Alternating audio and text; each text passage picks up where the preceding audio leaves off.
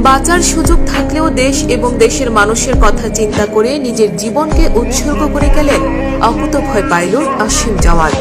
এক্ষেত্রে তিনি তার মা বাবার কথা চিন্তা করেননি, ভাবেননি প্রিয়তমা স্ত্রী কিংবা আদরের সন্তানদের কথা।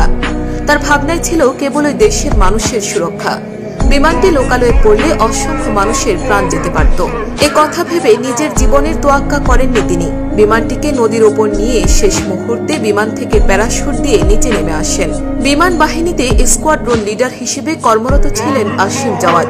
তার সাথে থাকা অপর পাইলট ছিলেন উইং কমান্ডার সোহান।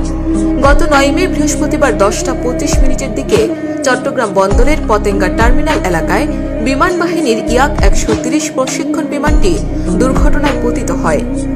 এর আগে যান্ত্রিক ত্রুটিতে বিমানটিতে শিখার সংযোগ হয়। এ সময় বড় ধরনের ক্ষতি এড়াতে দুই বৈমানিক অত্যন্ত সাহসিকতা ও দক্ষতার সঙ্গে বিমানটিকে বিমানবন্দরের নিকট অবস্থিত ঘনবসতিপূর্ণ এলাকা থেকে জনবিরল এলাকায় নিয়ে যেতে সক্ষম হন। ইচ্ছে করলে এর আগেই তারা প্যারাশুটের মাধ্যমে বিমান থেকে বের হয়ে আসতে পারতেন, কারণ বিমানকে রানওয়েতে ল্যান্ড করানো মোটেও সম্ভব ছিল না। ফলে সময় মতো বেরিয়ে এসে সহজে তারা বেঁচে যেতে পারতেন। কিন্তু জনমানুষের কথা চিন্তা করে নিজেদের জীবনের ঝুঁকি নিয়ে দুর্ঘটনায় পতিত বিমানটিকে তারা কর্ণফুলী নদীতে নিয়ে যেতে সক্ষম হন। এর ফলে অনেক বড় ধরনের ক্ষতির হাত থেকে রক্ষা পায় স্থানীয় মানুষজন। দুর্ঘটনায় পতিত বিমানটি থেকে সাথে সাথে বেরিয়ে এলে এটি যে কোনো জায়গায় গিয়ে বিধ্বস্ত হতে পারত, হয়তো কারো ঘরের ওপর অথবা কোনো লোকালয়ে গিয়ে সেটি আঘাত হানত। সেক্ষেত্রে ব্যাপক ক্ষয়ক্ষতি হওয়ার সম্ভাবনা ছিল। সেই কথা চিন্তা করে তারা নিজেদের জীবনের চাইতে দেশের সম্পদ এবং দেশের মানুষকে রক্ষা করার জন্য প্রাণপণ চেষ্টা করেছেন। এ কথা ভেবেই শিকার সংযোগ হওয়া বিমানটিকে পাইলটরা নদীতে নিয়ে আসতে সক্ষম হন এবং বিমানটি নিচে পড়ে যাওয়ার কয়েক সেকেন্ড আগে তারা ইনজেকশন করে বের হয়ে আসেন।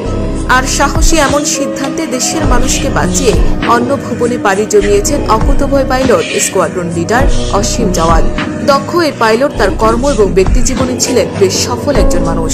1992 সালের 20 মার্চ মানিকগঞ্জ জেলার সাটুরিয়া থানার গোপালপুর গ্রামের এক সম্ভ্রান্ত মুসলিম পরিবারে তিনি জন্মগ্রহণ করেন। তার পিতার নাম ডক্টর মোহাম্মদ আমানুল্লাহ এবং মাতার নাম নীলুফা আক্তার খানম।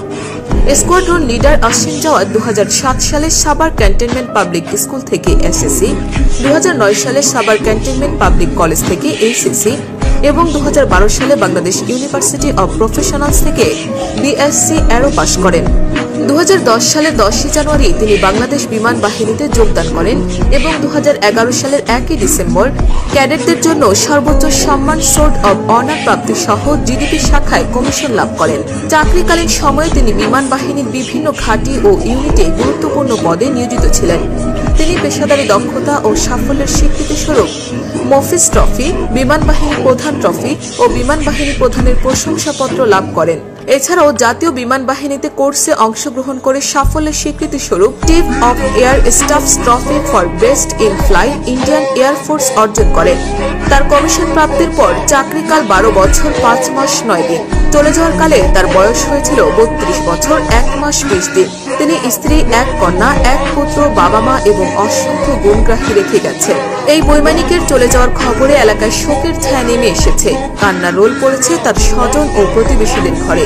একমাত্র সন্তানকে হারিয়ে বাক্রুদ্ধ হয়ে পড়েছেন মা নীলুফা আক্তার খানম। বারবার তিনি জ্ঞান হারাচ্ছেন।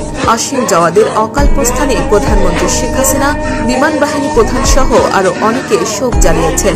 বিমান বাহিনী প্রধানের নির্দেশক্রমে দুর্ঘটনার কারণ উদ্ঘাটনের জন্য ইতিমধ্যে বিমান বাহিনীর একটি উচ্চ পর্যায়ের তদন্ত কমিটি গঠন করা হয়েছে।